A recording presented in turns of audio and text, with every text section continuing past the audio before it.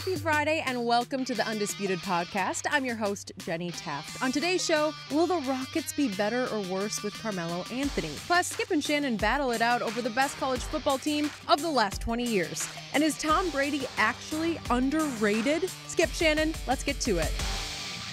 Carmelo Anthony is likely heading to Houston after getting bought out by the Hawks. There has been speculation about whether Melo would be willing to come off the bench after a disappointing season in OKC, but he told the Undefeated that he's not ready to do that. The Rockets currently have the second best odds to win the West, and yesterday James Harden offered nothing but praise when asked about how Melo would fit in with the team. Take a listen. It's all about communication, and obviously there's a lot of egos, a lot of talent, but some of that has to sacrifice in order to get to where we want to go. Obviously, everybody in the world knows what Carmelo brings, how gifted and talented he is, and he still has a lot more to go. So if he comes to the Rockets, we'll bring the best out of him, and I'm sure he'll bring the best out of us as well. All right, we are lucky to have Rob Parker with us on this Friday. Thanks, I'm looking forward to it. All right, I'm going to start with you here. Where would you rank the Rockets in the West with Carmelo? I'll drop them down to number 3. Okay. I like Golden State. I'm elevating OKC. Another year together. And you know, they got something going. I think they feel good about each other.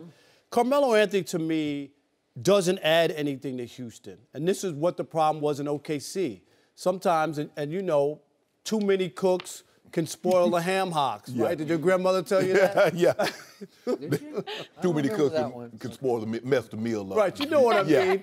So I just think that it's overkill. That's not what Houston needs, Carmelo Anthony. I get it. You want to add a star. You know, he can score. We all know that, and Carmelo can do that. If Carmelo was going to Houston in the big 3, I would think it was a great idea if they had a franchise. Right. But here, I just don't think what they have, Carmelo really fits, and you're only going to have the same situation you had in OKC. Yes. Where ultimately it didn't fit and it didn't work. So I don't see the fit, and I question why they would want to add. And then to add what D'Antoni, the coach, you remember the whole story that he quit from the Knicks because of Carmelo Anthony. But somehow, like, that didn't happen? Are we supposed to act like it never happened anymore? the 25 to 28 point a night Carmelo Anthony, you didn't want to coach him, but the guy that shot his all-time worst coming off a season like that, now you think he adds something to you. This makes no sense to me, Skip Bayless. Carmelo says, OKC didn't use me correctly. They can't use you like that. Skip, they can't use him like he was used in New York because they had Russ. You can't have 2 guys getting up 25 shots a night, Skip. Okay, Carmelo, you going to Houston. How do you think they're going to use you? James Harden says, we know there are a lot of egos involved, and some of us are going to have to sacrifice. He didn't mean so. He meant, and Melo has to sacrifice. Exactly. He just didn't say his name. He could have easily said, you know, we're all going to have to sacrifice. That's not what he said. No. Because remember now, when he got his MVP trophy, they floated the idea of LeBron James. He said, we don't need anything. What we got is good enough because we went Game 7 with the Golden State Warriors because he knows when LeBron comes, everybody has to sacrifice. He's like, Melo, you got to sacrifice. I'm still going to get my 20-plus shots a night up. Chris Paul going to need his 15, 16 a night. That's correct. I don't see the added benefits because I don't see the Carmelo Anthony being able to play the way that he was effective the majority of his career, which is dominate the ball, back you down, take the shot, get any shot that he wants. How do you do that when you got an MVP and you got Chris Paul on that roster? I don't see it. You give up defensive guys in Ariza and Mbah Moute. They were able to switch everything. Carmelo, really? But if he was willing to accept a secondary role, come out and play, right, come off the bench, and you have the green light, then maybe you. It works better if he's for the second unit, Skip. Now he gets the bulk of the shots with the second unit. But if he's willing to accept that role, hell, he could have stayed in OKC. It was because he was unwilling to accept that role. To me, Carmelo Anthony has become the Dez Bryant of the NBA. Oh, wow. He has. Or maybe you should do it in reverse. Maybe Dez is the Melo of the NFL. I like that. Rob Parker, you just said something, but you didn't say it all as strongly as you would usually drive home a point. You said that Oklahoma City is going to be a little better than Houston. I'm going to remind you, Houston won 65 games without Melo last year. Oklahoma City won only 48, so that's a 17-game swing. So you're saying addition by subtraction, get Melo out of there, and all of a sudden Paul George and Russ, and they added Schroeder, who I love Schroeder, but you could argue, how's he going to fit? Is he just going to be the backup? Are they going to share the ball a little bit? Are they going to share point guard or shooting guard a little bit? I still love his game. He is electric. He can score. Yeah. And they get Robertson back, their best defender. I'm with you. I think Oklahoma City could be a little better because I think Houston is the team most likely to slide, decline, maybe even collapse if you put Melo into that mix. Because look at OKC during the year, how they struggled with those guys. Remember, they were terrible at one point, and you said, how in the world can they not win with all this talent? So they tried, and to Melo's credit, he tried in a way to become spot-up three-point shooter. He's not and he didn't like it. No. He groused about it all. He griped. He made waves about it. He's kind of like LeBron. He's more passive-aggressive. He won't just tear the locker room apart. He'll just be a little unhappy with the media, just drop a hint here, drop a hint there. He took a career-high 474 threes last year. Those are attempts. That's a lot of threes to jack up. That's what Houston does, but he didn't like it. He made 36%, which is just okay. It wasn't like he was lighting it up, but it wasn't bad. Right. Okay? Would he fill that bill for Houston? Well, because they're going to lead the league in three-point attempts, right? Yes. Okay? Will he be happy with that? No, because he's already made it clear, I'm still that guy. James just said, we heard him just say, oh, he's still got a lot left. Well, what? Does he have ball stopping, ball dominant, solo act in the low post left? Because that's who he always was. He's a big man. He's bullish. He can back people down in the low post and take advantage of smaller, weaker defenders. Right. That's the essence of Carmelo Anthony. Will that ever work in Houston? Will they ever run one play like that? I don't ever see him do that. So what's James Harden supposed to do when Carmelo has the ball for like 15, 16 seconds? Count the attendance. Because that's not the thing, and it's hard, Skip, when you see a guy that came in your draft class and he's still way up here. I know. And you're not. You know what? That's the essence of his issue. Yes. His psychological, his ego issue is, well, I'm only 7 months older than LeBron James. But look at D Wade. Yeah. And D Wade took care of himself. It's just his body. His knees gave out on him, Skip. You know, he had terrible knee surgeries at Marquette. Right. And he never got over them. Right. He's bone on bone. He's got issues, man. But D Wade is smart enough to know I'm not the D Wade that led us to a title. I'm not the D Wade in the first couple of years of LeBron being in Miami. So I got to revamp my game. Okay, I'm better served if I come off the bench playing with that second unit. I can get my 13 to 15 shots a night. I'm not that guy. I always wish that Allen Iverson bought into that at the end of his career. Yes. Allen Iverson could have played, come off the bench. I know a lot of guys.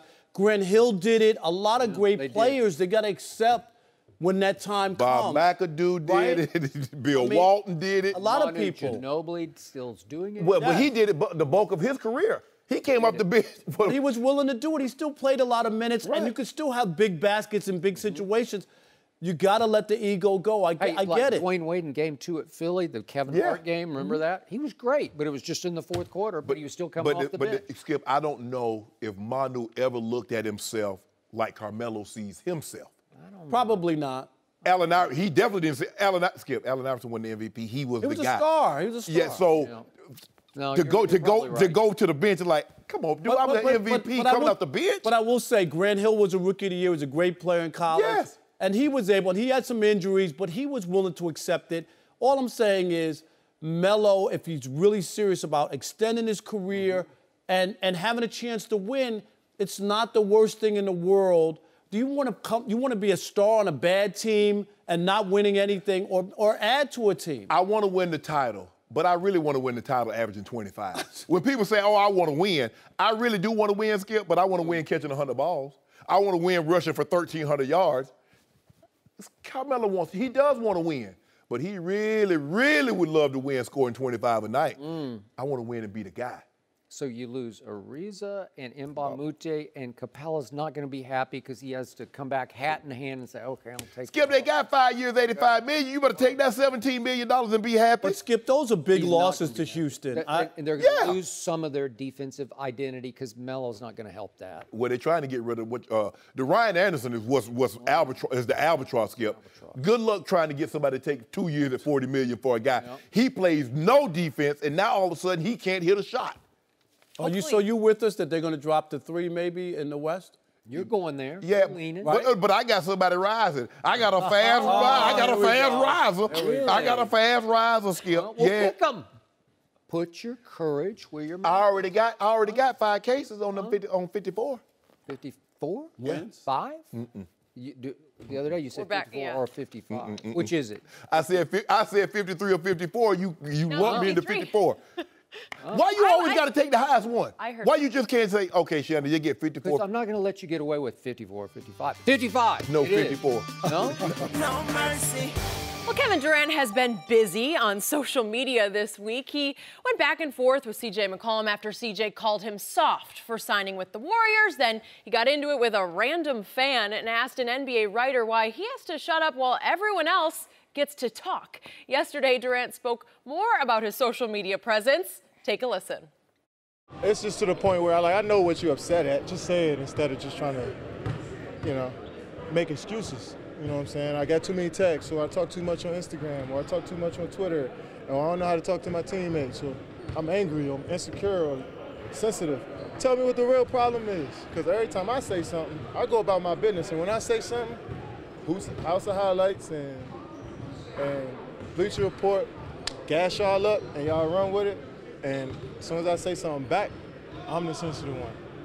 I mean, I know y'all trying to make me look crazy and discredit me and strip me of my credibility, but I see what you're doing, but I'm gonna still keep standing. Boy, does that guy like social media and Twitter. All right, Shannon, do you like KD's response? No. Skip, I love KD. Love his game. He got 2 chips. He's the best player in basketball. We all know. Go ahead. See, we were having a great conversation. We were about to be really good. Keep going. Go ahead. Skip, no, KD. You had a burner account that you could respond to people that took slights at you and remain anonymous. Just 2 weeks ago, you jumped in a guy's DM that was 17-year-olds that wants to be in this business and told him because he called you soft, you told him to go clean his room. That's not the media. We're reporting on it because you did it. You sent the tweet out. You respond to people. What did you think was going to happen? I can assure you, you were on social media before you left OKC to go to Golden State.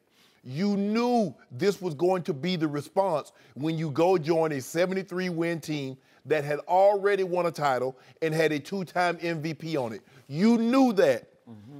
Okay, I get it. If some of the other players you want to, if NBA players, Skip, they want to call you soft, hey, you could take it to them. But not saying that you're better, but for what a fan. Yeah. Really, KD? You're going to respond to a fan that called you soft, and then when somebody, I don't know if he understands what sensitivity means. This is textbook. This is garden variety sensitivity. Call it Ralph Transvan. He did a little sensitivity training, Skip Bayless. He's sensitive. It's okay. Just acknowledge it.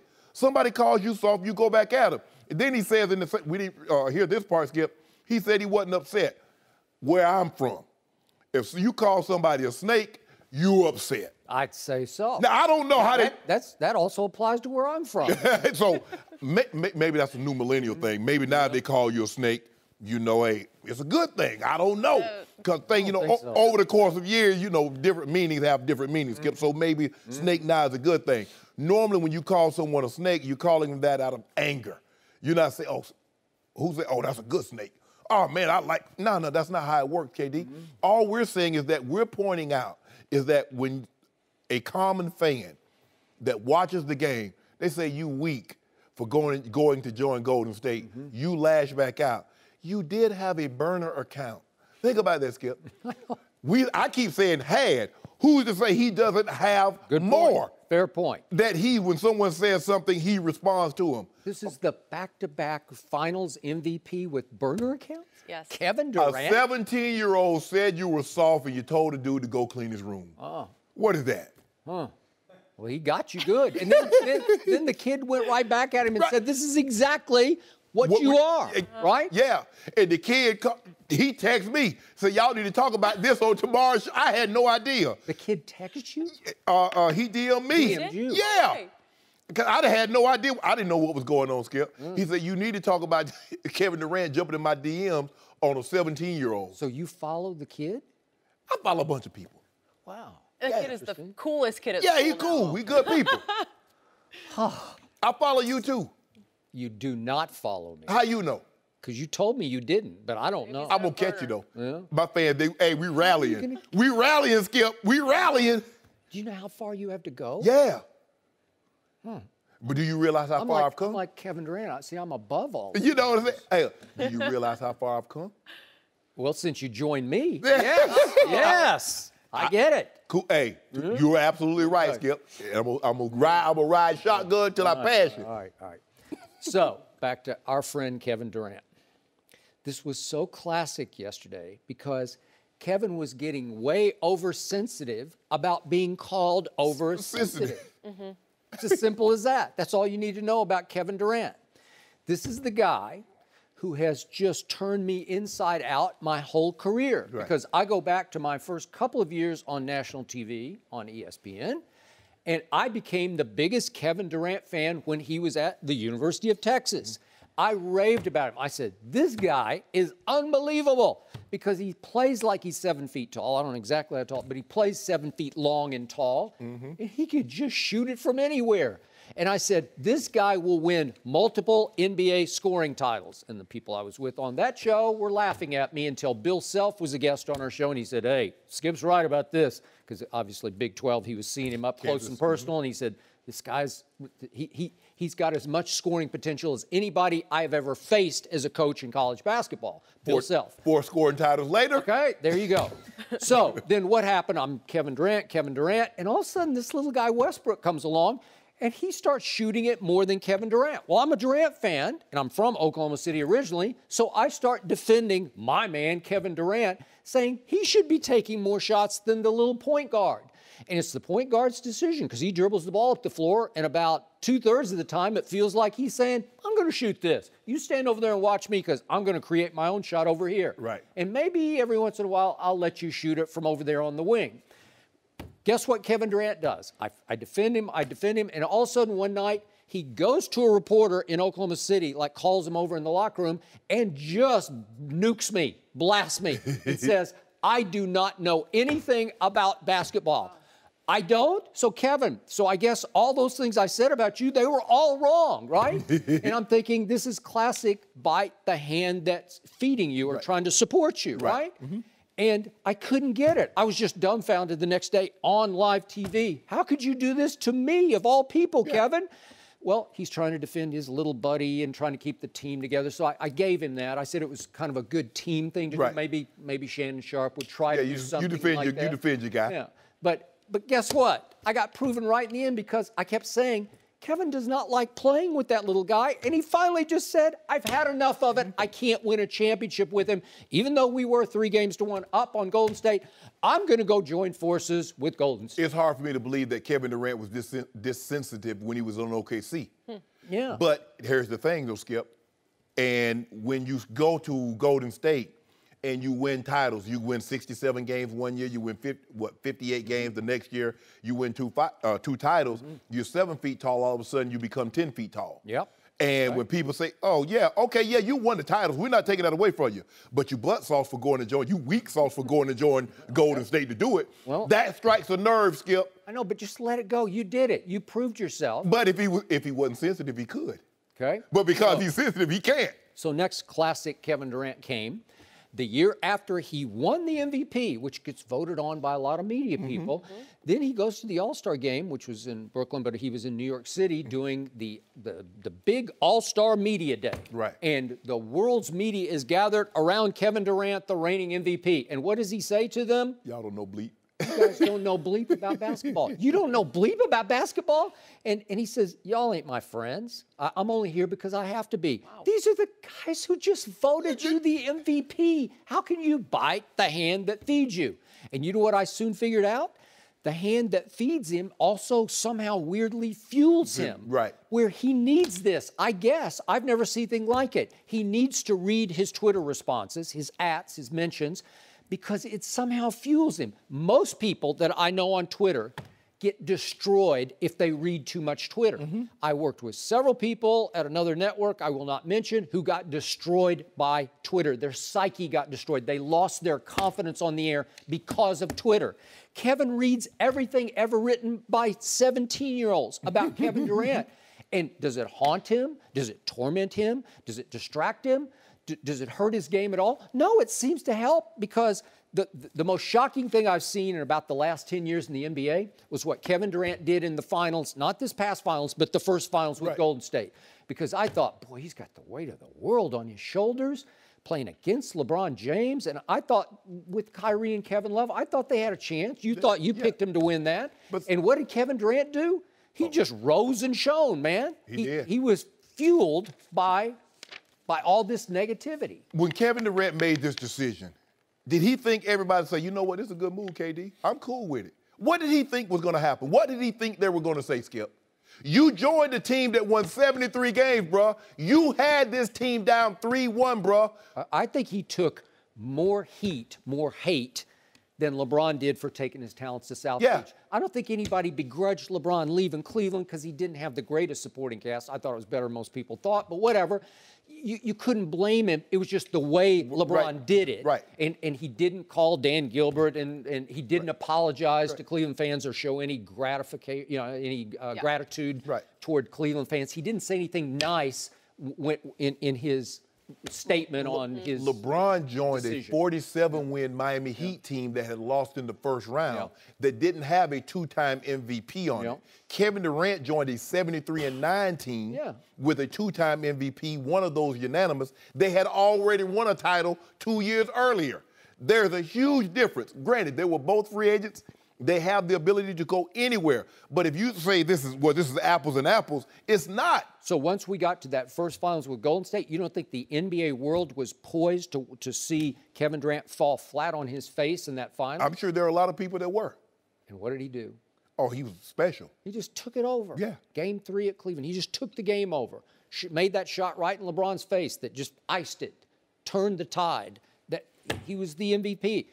And I'm not sure he deserved it last year, but he did win back-to-back MVPs. That's pretty great. In the process, he was trying to get Steph the MVP in Game 4, but he messed around and got a triple-double himself, Skip. And so after the 43, 9, and 6 game he had, and then you get a triple-double, it's like, I'm sorry, Steph.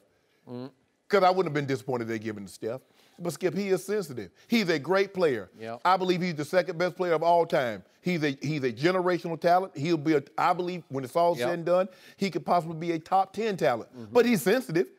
That doesn't take away just because you have flaws, because your skin is thin. He just goes through so much identity crisis. Like, who am I? What am I? Remember, all of a sudden he went with the not nice Kevin Durant shoe campaign. Remember that one? Because people viewed him as too soft and too nice of a guy. So in his first 5 NBA seasons, he had 12 total techs in 5 seasons. Guess what's happened since then in 6 seasons? He's had 61 technical fouls. So he just went off the charts getting techs to show everybody he's not soft. Well, you know. So if you want to push his button, push the soft button. Well, you know, one, he wanted to be the best player. Then he cool with that. It doesn't matter to him. You know, you rate me where you want to. I know what I am. I can play good ball.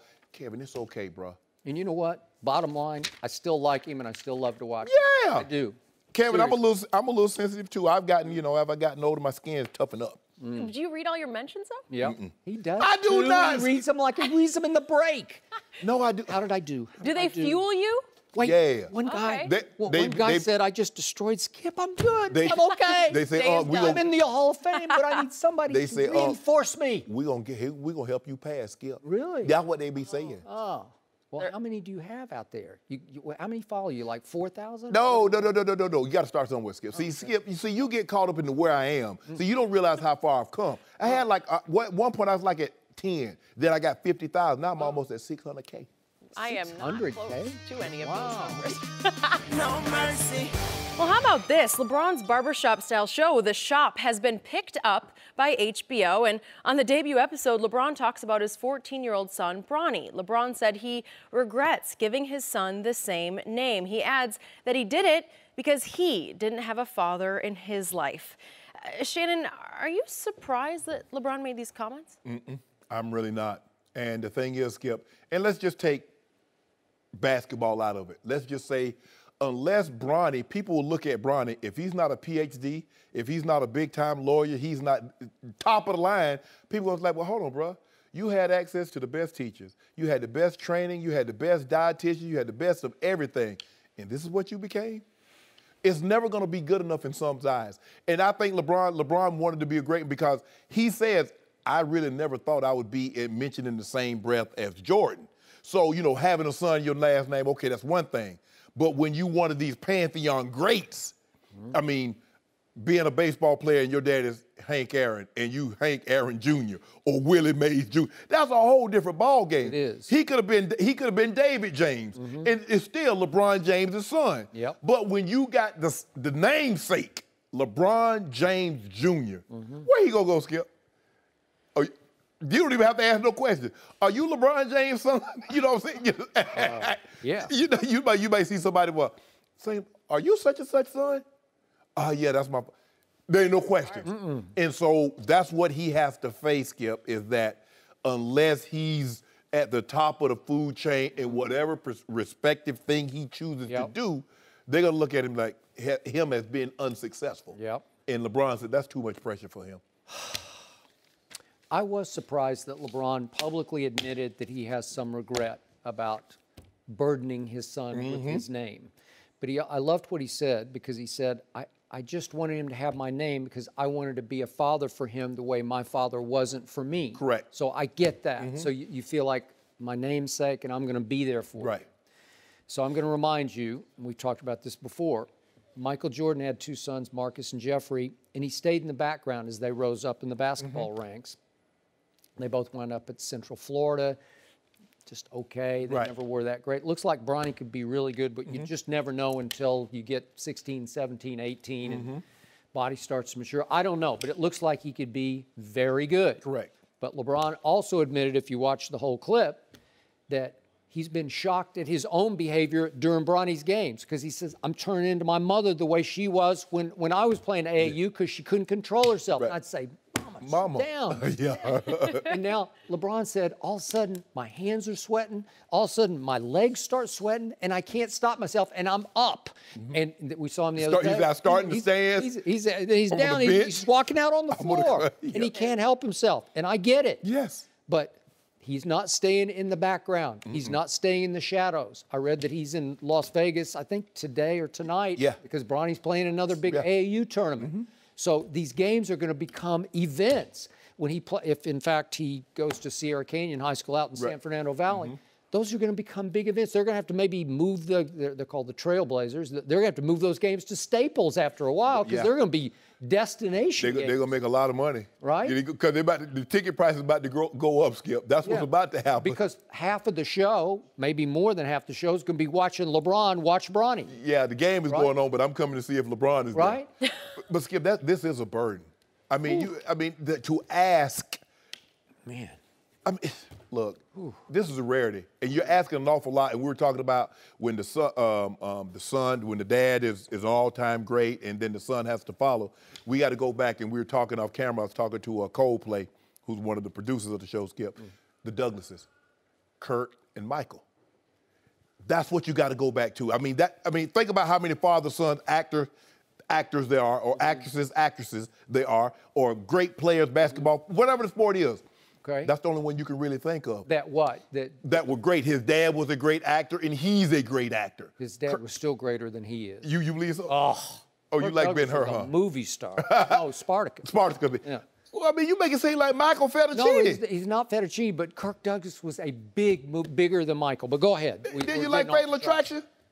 Yeah, I liked it. But this is, I mean, that's it. Too late now.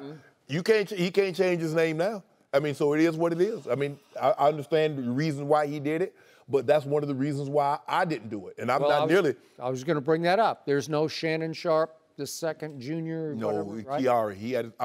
Because I wanted him to have his own identity, and I didn't put pressure on him to play sports. If he wanted to play, I was going to be supportive. If he didn't want to play sports, I was going to be supportive of that. Because for me, Skip, I never wanted any of my kids to get to be 25, 30 years of age and said I did something because you wanted me to do it. Nah, go live your life. Because I'm living my best life. No mercy.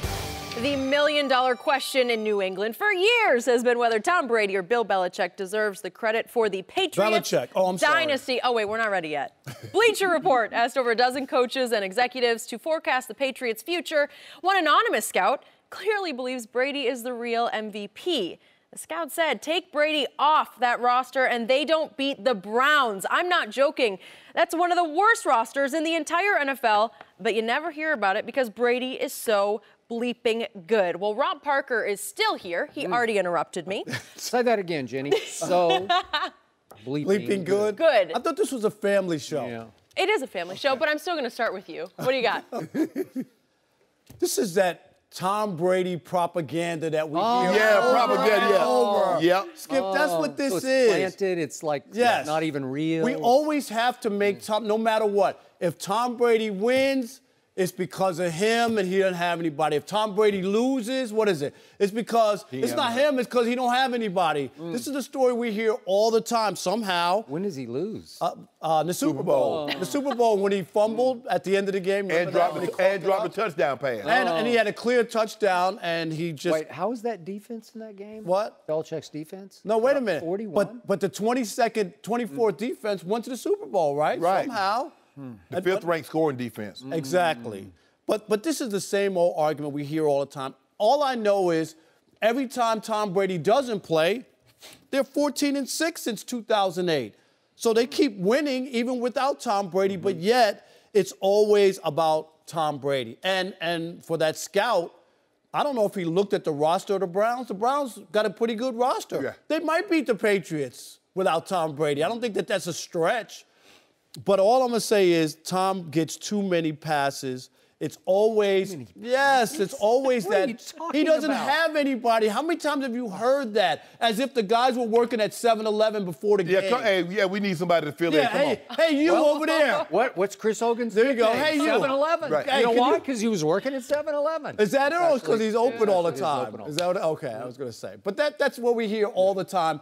I think Tom gets way too much credit for the rest of the players who have NFL uniforms on, who are there, who practice, who do everything. And Belichick, let's give him, he's a pretty good coach and is able to get stuff out of people. So I think that scout is, again, over the top in his praise for Tom Brady. I totally agree.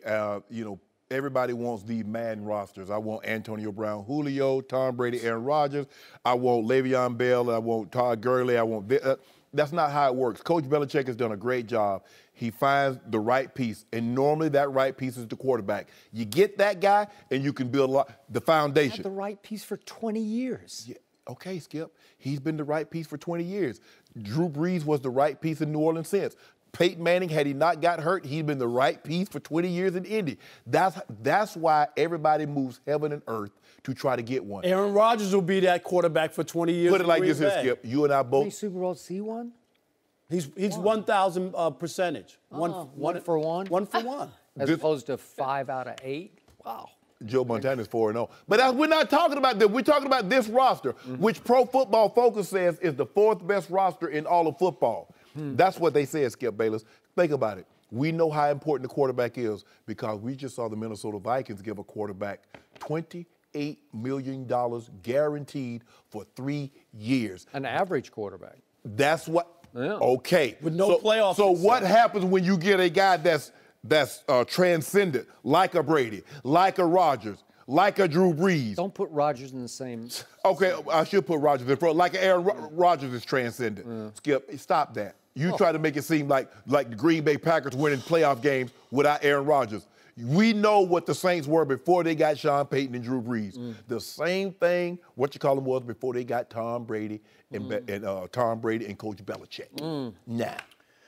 I have been trying to explain this and get this through your heads for 2 years on this show and through your head for like 10 years on this and the other show.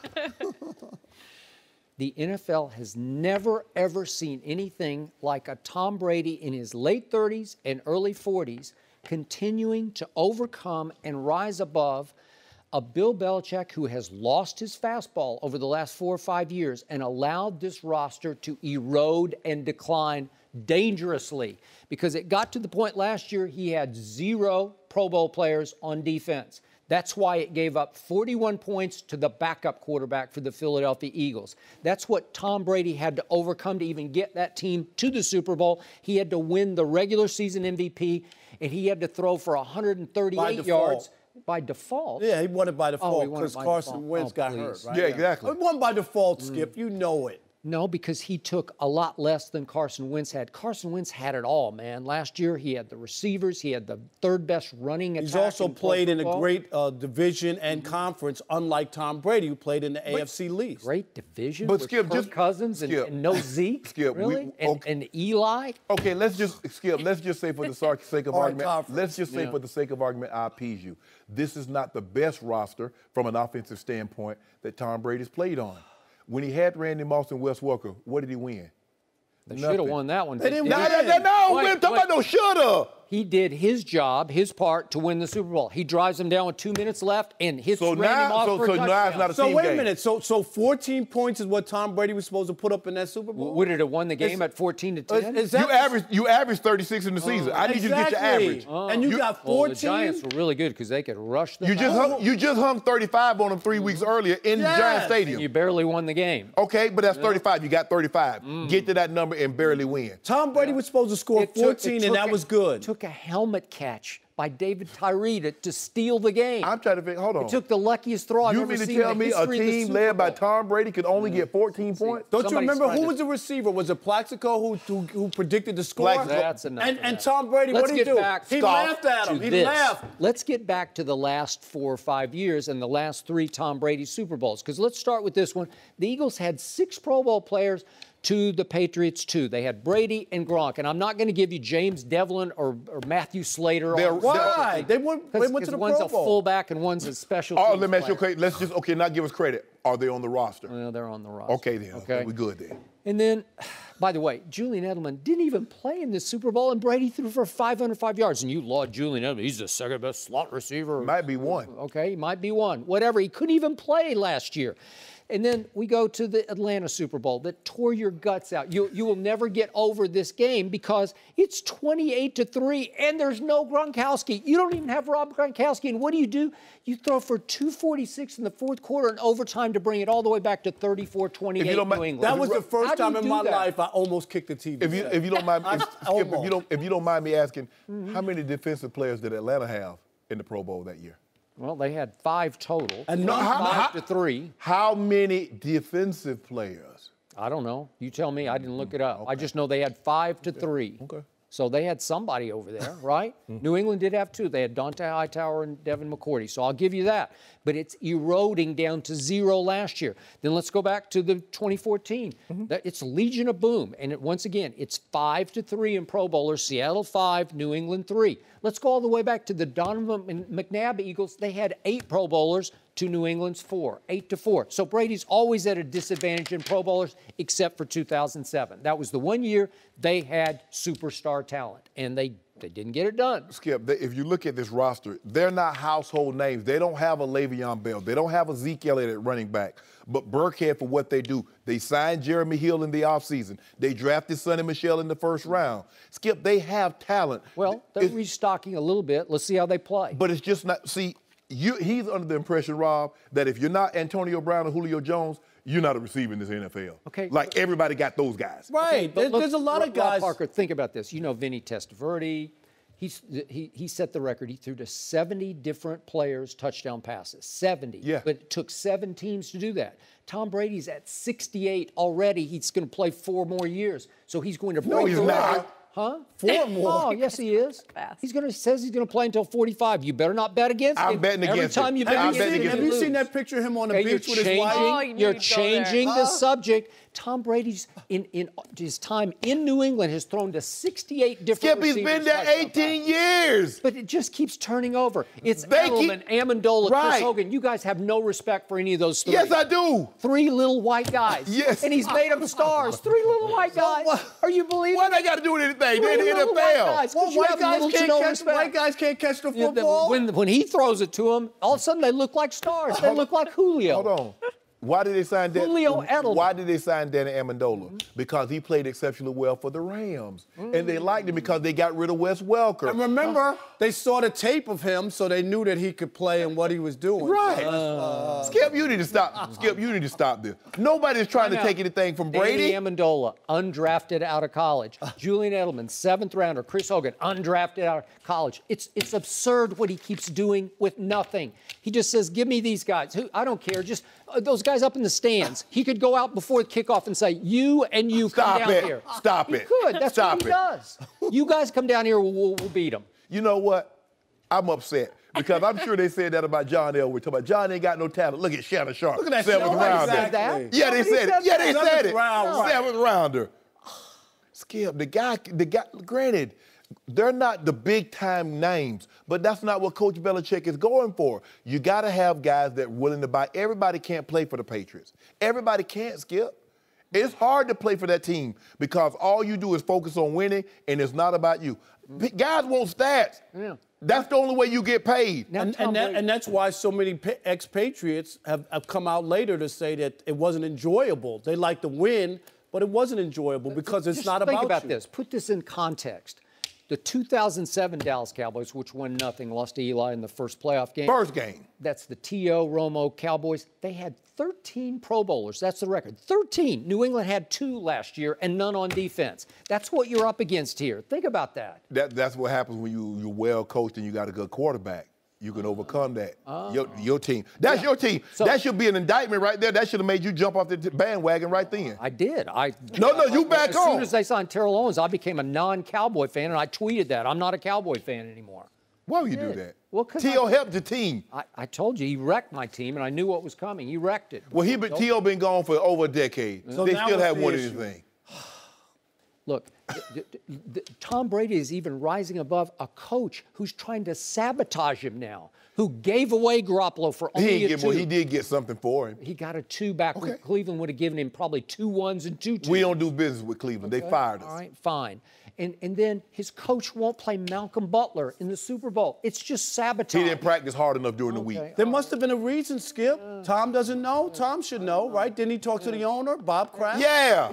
Tom should ask the owner. Tom Brady plays against Jacksonville with 12 stitches in his throwing thumb at the base of his thumb, but he did. And his coach after the game knocks it and says, it wasn't exactly open heart surgery. Yeah, it wasn't. Says it's more media circus than football. Did he have to go to Mass General?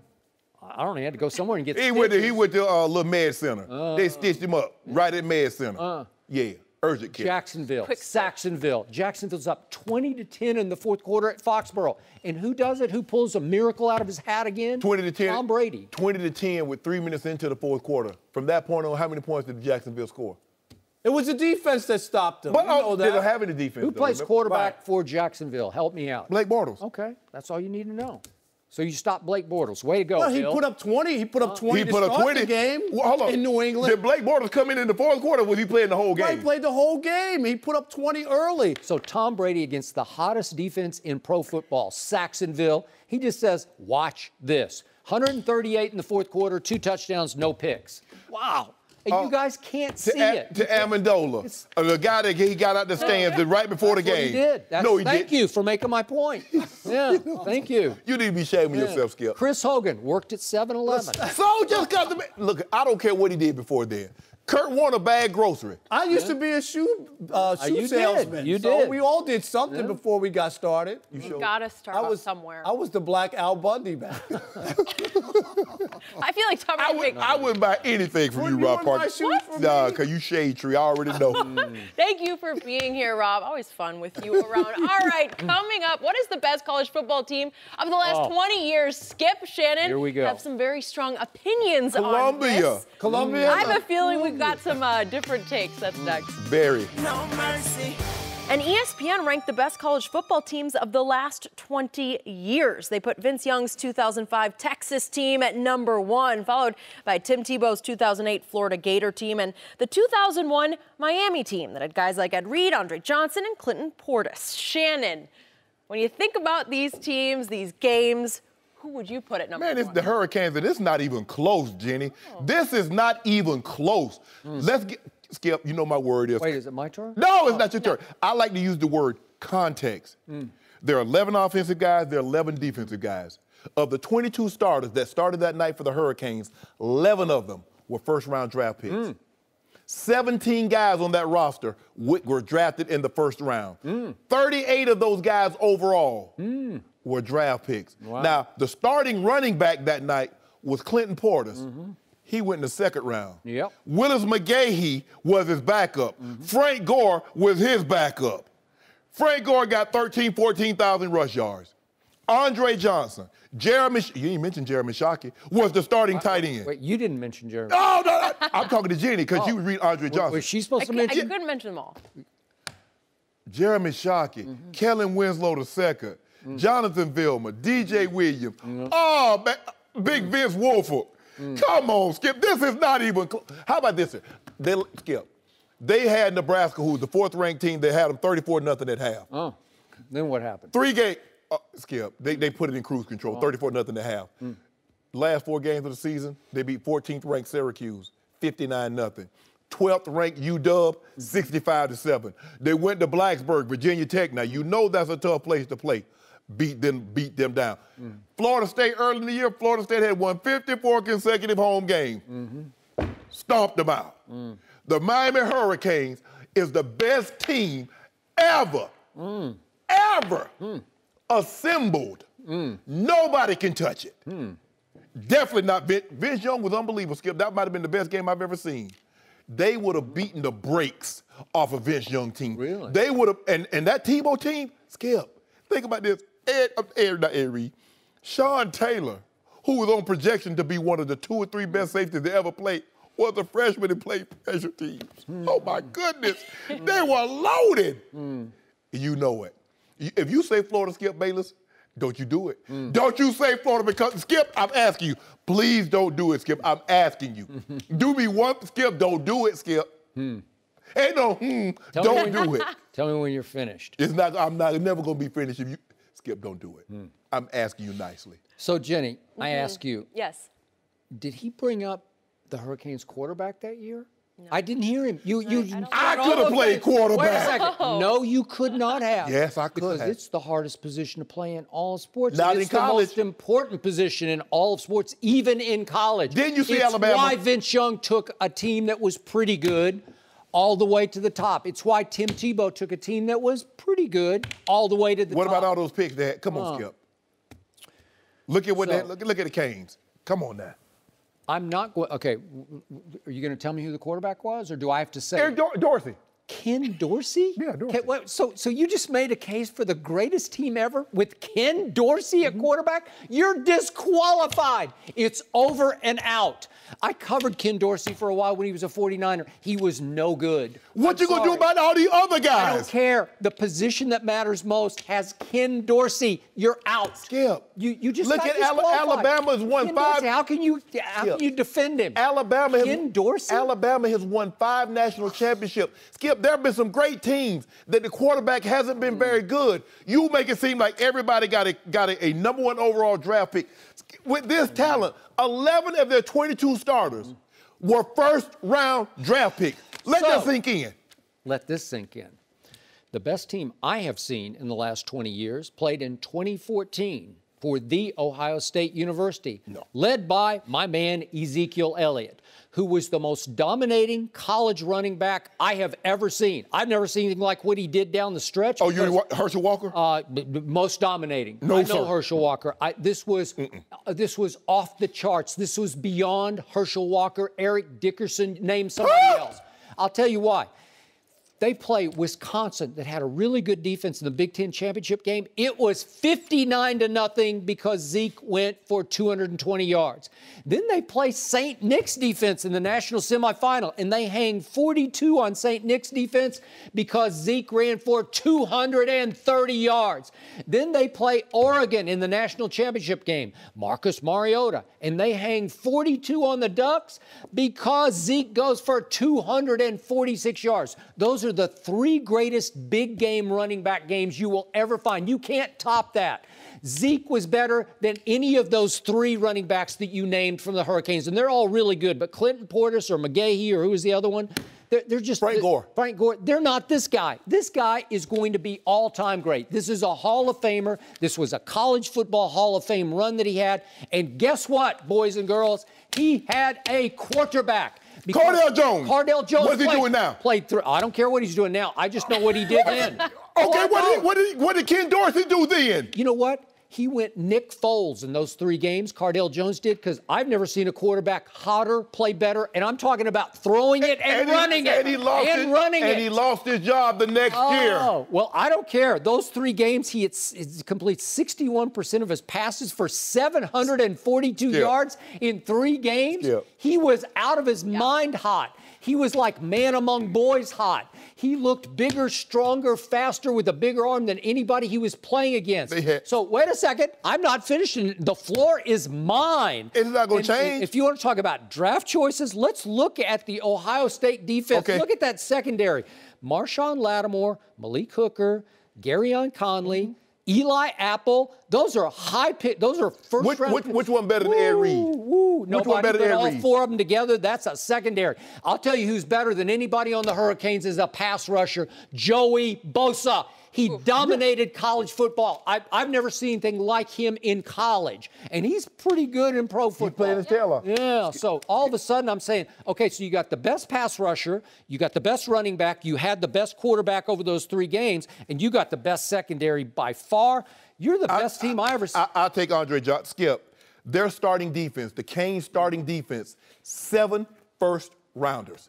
Okay, you got it, but you can't beat the quarterback. I've got Cardale. I'll take Cardale Jones over Ken Dorsey. Why? Seriously? How? Ken Dorsey was like, you want to talk about below average? How do you wind up with Ken Dorsey? Well, on if that Cardale team? Jones is what you said he was, how did he lose his job the following year after 3 games? He's out of his mind. Oh, he was out of his mind. What is he? 6'5"? Doesn't have anything to do. 50. Oh man, Vince Wilfork. I ain't even mentioned Antrell Roll. Antrell Roll was a freshman. 3rd team behind Ed Reed and Sean Taylor.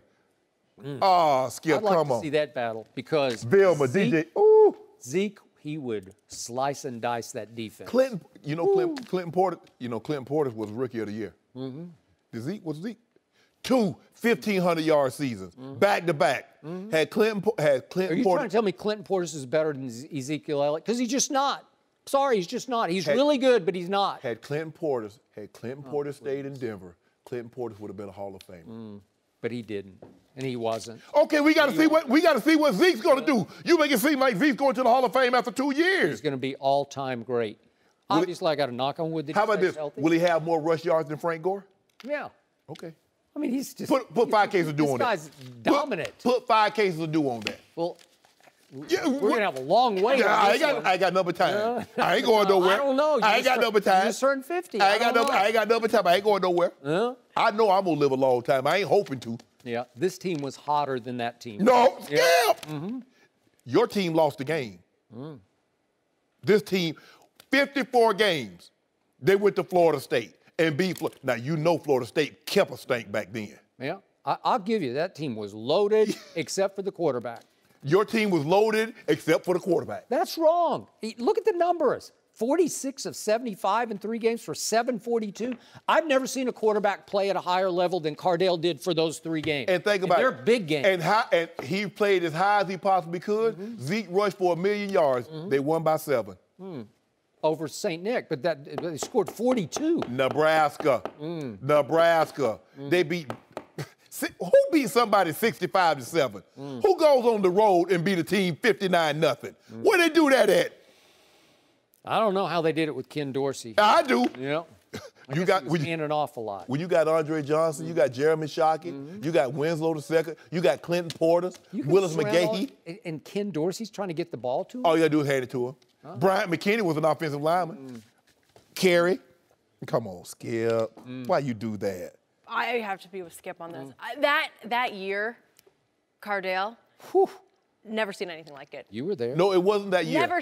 It wasn't that year. It was those 3 or 4 games. Well, it But was. who cares? It was. He defied the odds there. Yeah, How he even, stepped I didn't up even for bring that up the team. Michigan game. They beat the brakes off Michigan, and Zeke went for 121 against Michigan. Michigan. Yeah, Michigan, really? top defense. Yeah. Either way, that's why we all love Canes. college football. Canes all the way. Okay. No mercy.